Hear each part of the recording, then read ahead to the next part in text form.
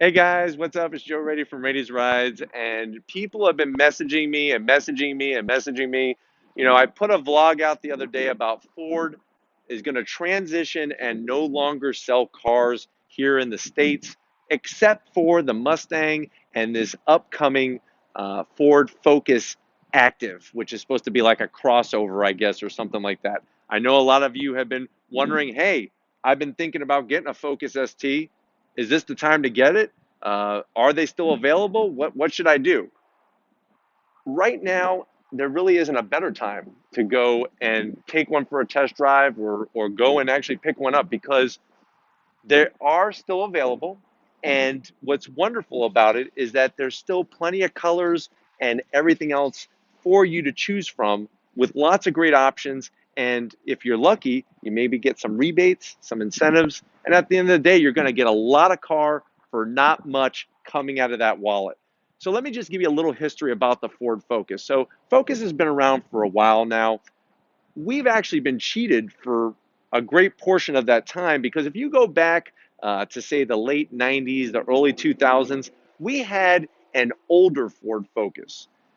Ford Europe updated the chassis without letting us have any of the fun until we came to this generation. So when you're looking at like a 2013 Ford Focus ST, that's the first year that that model was ever available here in the United States. It's a wonderful hot hatch that's going to give you the performance, give you great gas mileage, and give you that everyday drivability and usability. If you're wondering, Focus ST, what does ST stand for? Is it super terrific? Is it, sport tech? Somebody was trying to tell me. It's sport technology. That's what the letters stand for. And I'm going to show you that there's a lot of sport and there's a lot of technology that you're going to get with a Focus ST. So let's go ahead and take a look at the front of the car. Now, I am in absolute awe of this yellow.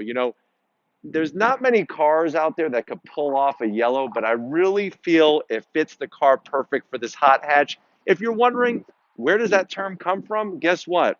It goes all the way back to the 1960s. There was a car called the Mini, and there was a guy by the name of John Cooper who did some massaging to the engine to produce a little bit more power, took it rally racing, took it road racing, and he's the guy that called it the hot hatch. And now that term has hung around, and this is definitely worthy of that honor to have a hot hatch name.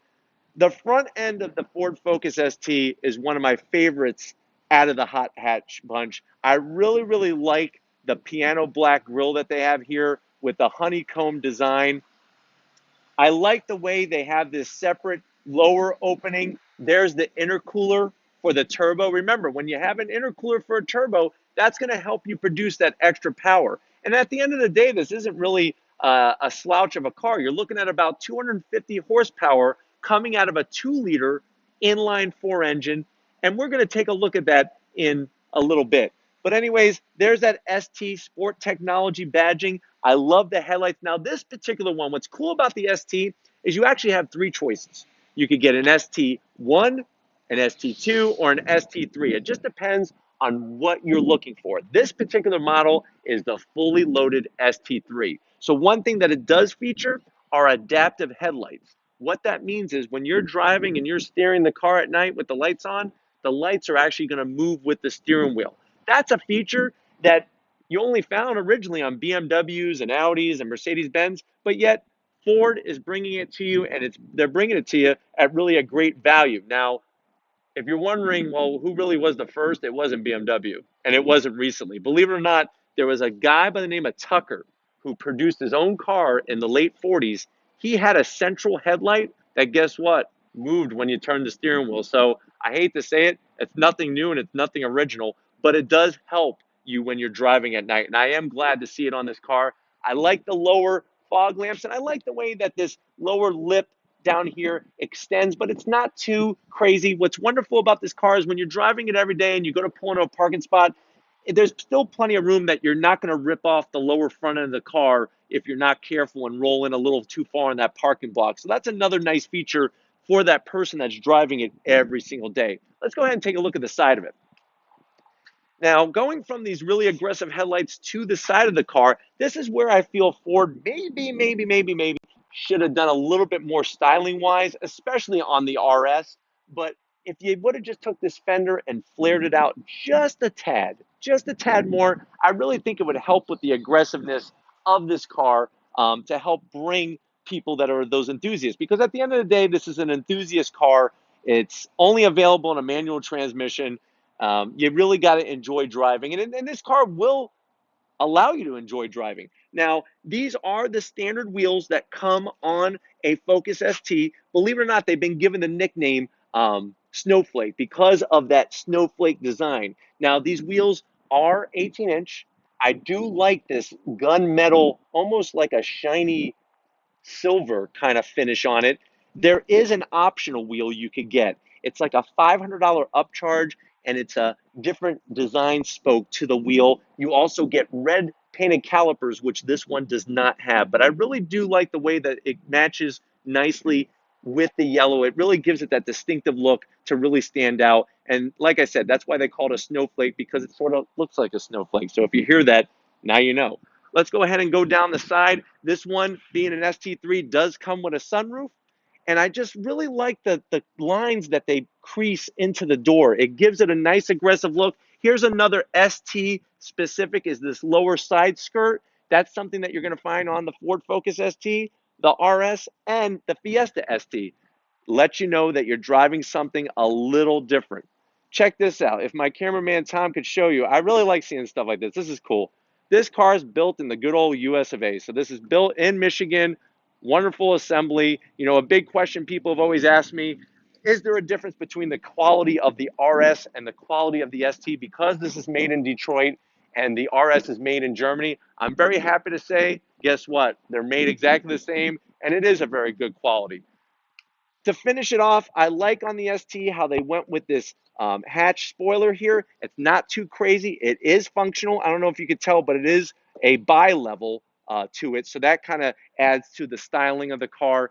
And also with directing wind. And then another thing that is ST specific, the RS doesn't even have this, is this center mounted exhaust. It really makes the back end of the car stand out from anything that's on the road, gives it a nice distinct look. And I really like the way they carried this black, this flat black across the whole bumper. Now, one thing you should be aware of is that if you're looking at an older ST, the 2013 to 2015 STs, it's a little different. In 2015, they did a refresh of the front bumper and the rear bumper of the car.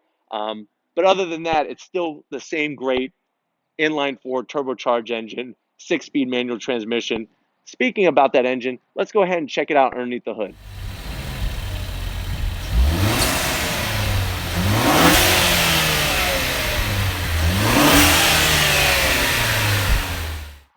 All right, guys, so here it is, the 2-liter inline 4 turbocharged engine. Now, remember, when we say inline, we're saying that the pistons are in a line. There's 4 of them. They're going to go from left to right, turbocharged, intercooled. I really do like the way that they bring some actual metal to the badging in here. I wish there wasn't so much plastic, but the cool thing is that everything is covered up. So underneath, you know, here is the battery, and you got your air box, and you got your fuse box. So everything is nicely labeled, and it kind of does give it a finished look. And if you pop a lot of the hoods of German-made cars, you're going to get that finished look. But this is 250 horsepower, you know, 0 to 60 in about 5.8 seconds. So it's not a slouch, but you're not going to be winning any stoplight drag races anytime soon. But the engine is going to give you that great gas mileage, and it's going to give you some performance and just be an enjoyable experience. And what's really wonderful about it is that when you are even driving it around traffic, the car has a very good low-end grunt to it. So when that turbocharger kicks in the boost, it's at a lower RPM. It's not like the old turbos from many years ago where you step on the gas and then you got to wait and you got to wait and you got to wait, and then eventually the boost kicks in and it takes off. These cars, the boost builds up around the high 2000 RPM range, say like 2900, and pulls nicely all the way to redline. It's a really, really, versatile engine. But anyways, engine's great, outside's great. Let's go ahead and take a look at the inside.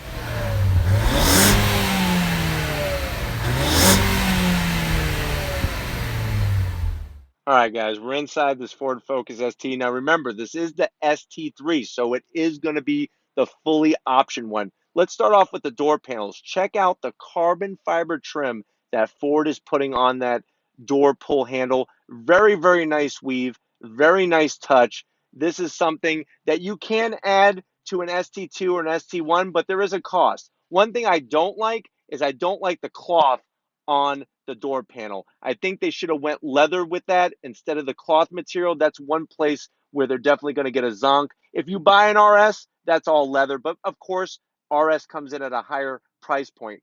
Here is the belle of the ball, these seats. Only available in the ST3. I wish they were available in the RS. These are the full leather Recaros. Look at the stitching. Look at the material. I'm absolutely in love with these seats, the way they look. And for me, even though I'm 6 feet tall, 200 pounds, they're comfortable for me. Some people don't like them. It's one of those things you're going to have to get to the dealership like Walker Ford and take this car for a test drive. But what I really like about the seats is that they have the ST embroidery on the back here. You have the recon. You have this wonderful contrast shifting. Very, very nice touch. Gives it really that upscale appearance right from the get-go. These seats really do this car justice. Let's go ahead and take a look at the inside center stack here. The My Connect system in the Focus is a wonderful system. Whether you're getting an RS, an ST, or even a base Focus, I really like the size of the screen. It's very easy to use. It's very quick when you're going through the maps and the phone and all that kind of stuff. One thing I'm not really in love with is this gauge cluster. Now, I do like the way that there is an oil temperature, oil pressure. This boost gauge is worthless. It doesn't have a lot of increments and it doesn't show it very clearly. So I hope for the next Focus ST and RS, they put a different type of gauge pod up here, something like the Subaru where it's digital and it's easier to read. I do like the way they have the piano black around the radio control. My question is, why didn't they take this and run it up here? Because this is like a harder plastic and it's just flat. I wish they would have took the piano black up here, also down here around the AC controls and on the side. This is a harder plastic and it's just flat. So that's where I think some people are giving it some bad marks in this area. I do love, remember the ST3 comes with a carbon fiber shift knob. I do love this shift knob, and I do like the way they have the aluminum finish around the shifter boot and at the base here. Talking about the shifter, very, very smooth action. I'm telling you, the Ford ST and the Focus RS have some of the quickest, smoothest shifts compared to like the STI or even the Type R. Now, another zonk is going to be where the AC is located. Now, you are getting dual climate, which is wonderful, but sometimes when you go to shift up, if your hand is not placed on the shift knob properly, it could slip off and you wind up hitting a button or whatnot. No big deal, but just something I wanted to point out. I do like this little cubby here. This allows you to put like a cell phone, a garage door opener. There is a USB port, and you do have a 12-volt hookup right here. I am a little confused why they mounted it right here with this big old lid, but I guess if you have a radar detector or whatnot, you could easily just plug it in right here. You can on this car put it in what's called sport mode by shutting off the traction control, and it even has a heated steering wheel. So you are getting some features that maybe are going to separate it from some other cars at this price point. Now, this section here, this is another area where it's a harder plastic, and I wish they would have had a pull-over cover. The cool thing is that because this is an ST3, there's LED lighting in here, and you could actually change the colors. There's like 30 different colors that you could switch the lights to so that at night the footwells, the cup holder, everything lights up. Look how they took the carbon fiber and put it on the good old-fashioned e-brake lever. I really like that touch. Just so you know, if you want to buy these pieces separately, just the door handles and the gauge pod cluster is about 600 bucks. This is another couple $100, and then this is about 100. So you can see when you're going to get it optioned, you might want to go for the ST3 just off of that because you're getting a lot of nice carbon fiber. Here's the steering wheel. Very, very nice steering wheel. It's a flat bottom steering wheel. I like the way the ST badge is here. I wish they would have took the red in the ST and brought it into the cross stitching around the steering wheel. That's one place I wish they would have changed it. It could be a little thicker. It's a little thin. That's one gripe that I have about it. But I do like the gauge pod setup. I just don't like the material that they use. I wish they would have used a little more higher end, something closer to the WRX or the WRX STI. But it is very clear to read and easy to use at the end of the day. You have your cruise control, all your radio functions, the phone, the whole 9 yards right here in front of you. And I don't know if Tom could show you down here. Even at this price point, you're getting full aluminum pedals. So you got aluminum gas pedal, clutch, and brake pedal. This car is available only in the 6-speed manual transmission. So it's one of those things that it's perfect for the person that wants to road through their gears. And then finally up top, if you look, is with an ST3, you're getting a nice sunroof. So fully power sunroof, you're getting the best of both worlds. You want a little bit of open air feel, you're going to get that with this car. And at the end of the day, it's a really nice place to be for most people. Some people say the seats are a little tight and it kind of tilts you back a little bit, but these are Recaro racing seats. If you go drive some other cars, the Nissan 370Z, you get the Recaro seats in the Nismo edition, or you get a Subaru STI or WRX with the Recaros, the bottom is not Recaro. The bottom is a standard seat of that particular manufacturer. The back is the Recaro. So I don't know about you. I'm ready to take this car for a spin and see how much fun it is. Let's go take it for a drive. Hey guys, we're inside the Ford Focus ST. This is, remember, the ST3. I have somebody sitting next to me. You haven't seen him yet. This is Tom, my camera guy and very good friend. I'm bringing him along for the ride. Tom, say hello to everybody. Hello, I'm real. I'm not in the back seat yes, today, he's not a robot. It's not a it. tripod. He's a real guy. But I thought it'd be cool to bring Tom into it, give you a little extra perspective. You know, I'm always talking about what's life like behind the wheel of the car. Well, what's life for your passenger? Because, you know, this is what this car's about, is that you're going to get that usability and you're going to want to have people in the car with you. So here we go. We're going to roll on out as soon as this car comes by. One of the things I want to point out right off the bat is, remember, this car's front wheel drive. So always the biggest question is, what's the torque steer like? So I have the steering wheel right now straight. I'm in first gear. I'm going to go ahead and just show you what the torque steer is like. It's really just, it's not that bad. It really is not bad. It's just a little bit, and to be honest with you, it's more about the road that I'm on than anything else. The car really does pull pretty straight, even though it doesn't have a fancy setup like the Type R. Now, Tom, what are you thinking from a passenger standpoint, the seats? Because remember, this is the full Recaros. The seats are awesome. They definitely hug you.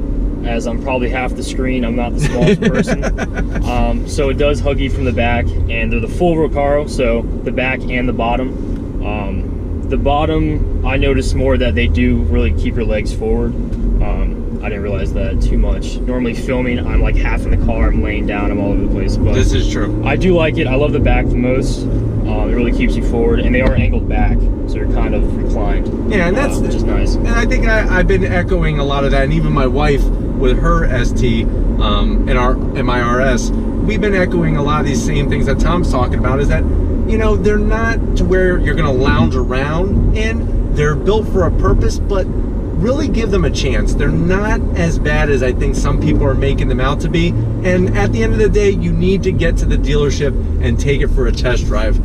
I really like, I'm so used to driving these cars obviously, but I really like how smooth the gearbox is. Very nice short throws, very crisp, and the car has that power band where you can get through traffic and whatnot, and you're gonna be fine with not having to wait for the boost and not it being herky-jerky. The clutch is very light, very smooth. It's got a great pickup point, and the throttle response is great. Now, Tom, what are you thinking about the space for a passenger? It's awesome.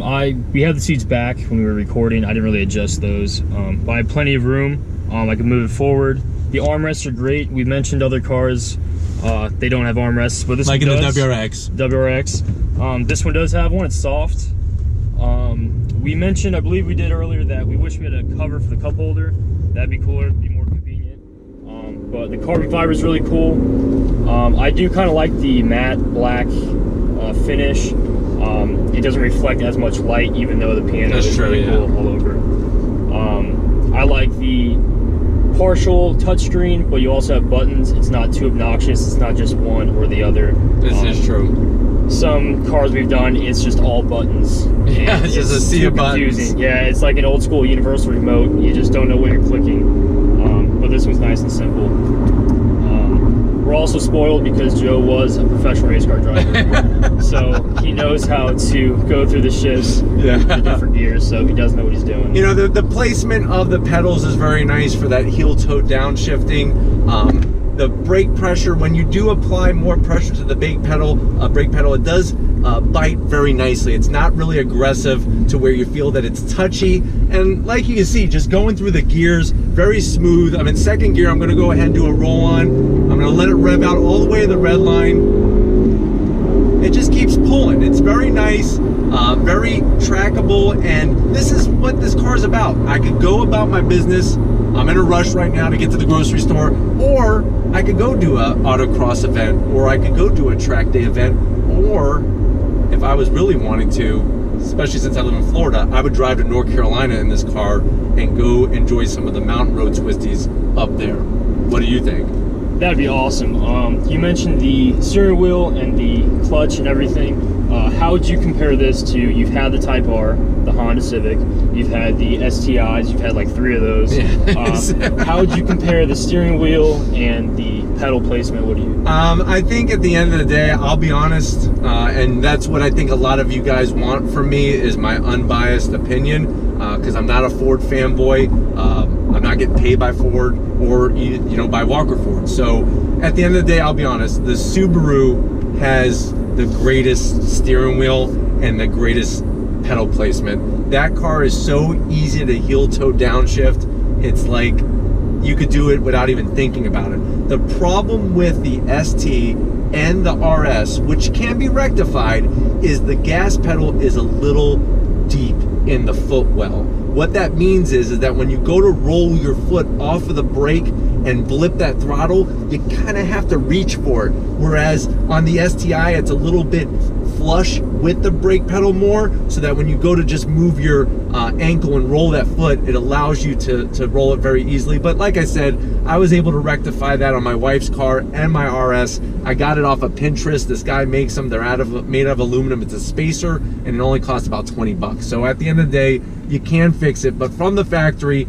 STI, definitely for steering wheel feel. I really like the thickness in the steering wheel of an STI, and I do like the pedal placement. Now, one thing, Tom, that I definitely want to point out is that this car has electric steering. So that means there is no power steering pump that is running off of the engine. With the STI, they still have the old-fashioned, because remember, that STI engine goes all the way back to 2004, still has a power steering pump that is run by the engine.